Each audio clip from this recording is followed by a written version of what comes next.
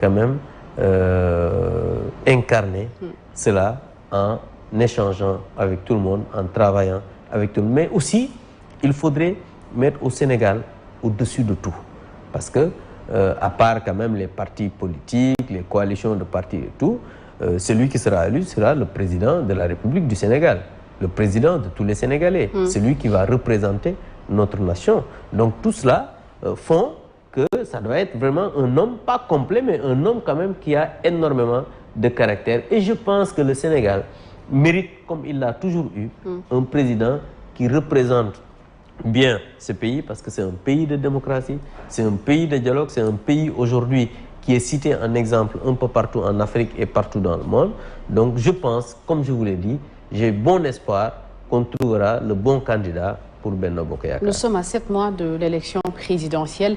7 mois, est-ce que cela le délai ne désavantage-t-il pas un tout petit peu votre coalition et votre parti? Non, je ne le pense pas. Parce qu'il faut se dire que les élections présidentielles, ça se prépare depuis très longtemps. Déjà, nous avons un bilan qu'on peut présenter parce que vous avez entendu, vous n'avez jamais entendu des opposants nous critiquer sur le bilan du président Macky Sall. Ça, il faut le dire et le reconnaître, le président Macky Sall a changé fondamentalement le visage du Sénégal, bien qu'il y a encore des choses qui restent parce que énormément de choses restent à être faites, mais il a un bilan aujourd'hui qu'on peut présenter au Sénégal, ça c'est un. Deuxièmement, on a des relais un peu partout dans le Sénégal, dans les 45 départements, les 500 et quelques communes, des relais qui sont sur place et qui, à chaque fois, on travaille avec les populations. On n'a pas commencé aujourd'hui, on ne va pas à 7 mois des élections commencer à quand même faire une campagne électorale. Une campagne électorale, c'est vrai, c'est prévu dans le temps, mais le plus important est que la coalition Benno Bokk Yakaar est en ordre de bataille depuis très longtemps. Parce que vous avez entendu même le président de la République depuis très longtemps dire qu'il faut aller sur le terrain. Vous aviez suivi l'opération de vente des cartes au niveau de l'Alliance pour la République, au niveau d'autres partis politiques. Donc l'Alliance pour la République... Mais ce sera au candidat quand même de vendre ses réalisations. Ce sera à lui de vendre également les propositions que vous allez faire. C'est pourquoi j'ai dit il faut que ça soit un homme compétent, il faut que ça soit quelqu'un qui peut rassembler les gens. Mais comme je vous l'ai dit, la coalition est déjà en ordre de bataille et on a des relais un peu partout au Sénégal.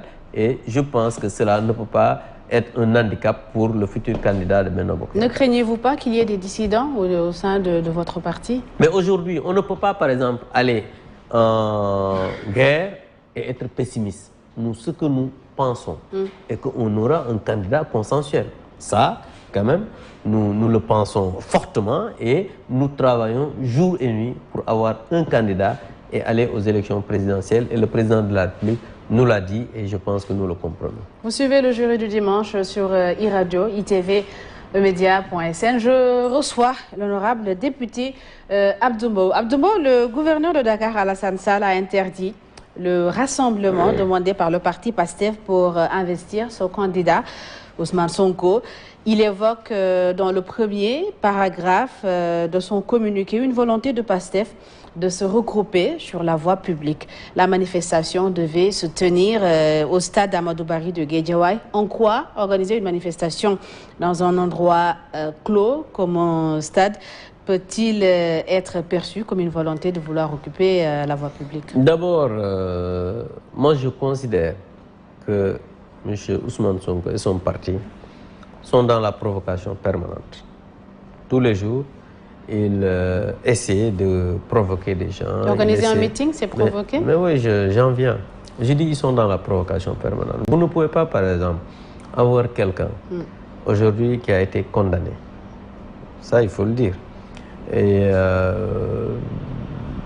dire que, bon voilà, on va organiser une, je sais pas, une journée d'investiture ou une investiture. Je pense que c'est la provocation, ça c'est un. Deuxièmement, le gouverneur, c'est l'autorité administrative. Et c'est eux qui peuvent évaluer les risques de troubles à l'ordre public. Parce qu'ils ont des informations que vous n'avez pas, que moi j'ai pas, que peut-être d'autres Sénégalais n'ont pas. Parce que vous avez toujours entendu qu'on arrête des gens, même chez eux, en disant qu'ils sont comment dire, de connivence avec des entreprises qui veulent la déstabilisation du pays.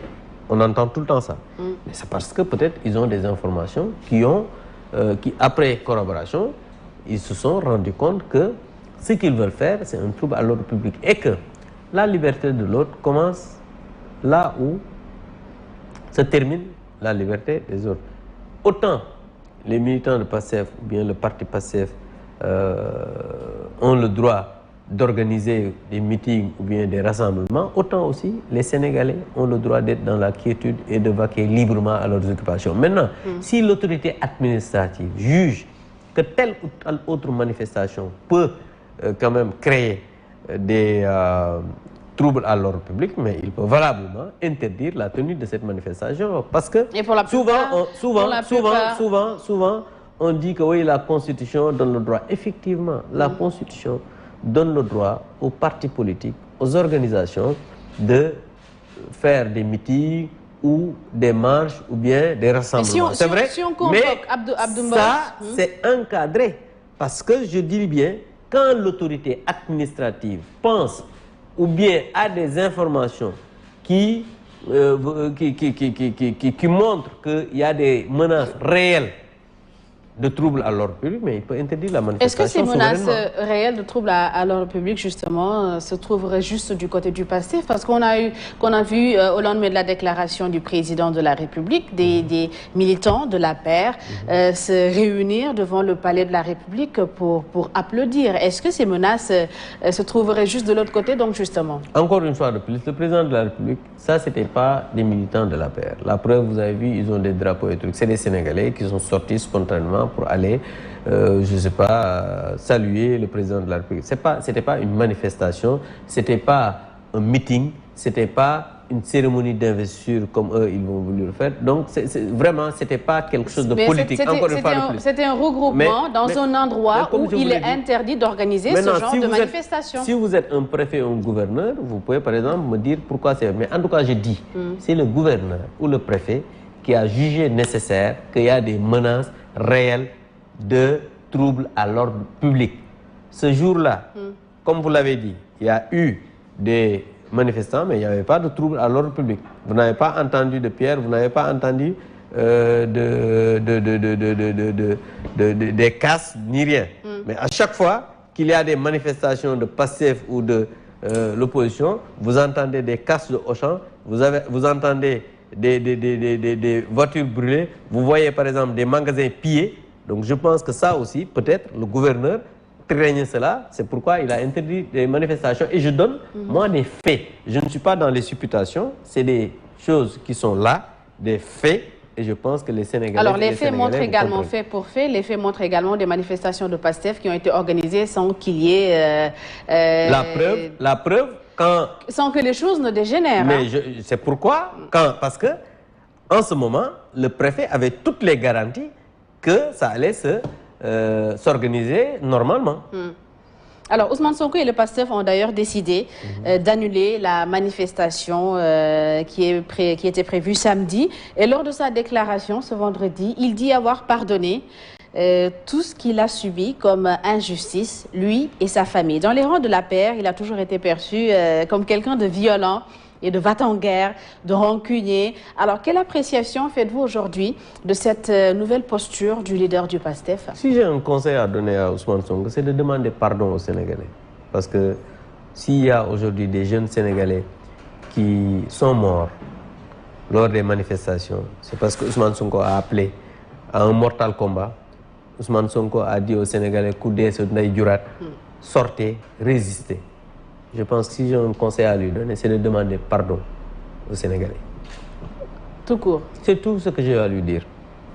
Et vous n'avez pas d'appréciation particulière par rapport à ce qu'il a dit? Absolument pas. Lui, comme je vous l'ai dit, il n'a qu'à demander pardon aux Sénégalais. C'est tout ce que j'ai à lui dire.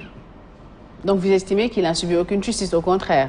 Encore une fois de plus, Ousmane Sonko doit demander pardon aux Sénégalais. C'est tout ce que j'ai à lui dire. Alors, dans le chapitre que nous allons aborder tout de suite, il sera question de parler de la mise en œuvre, justement, des conclusions du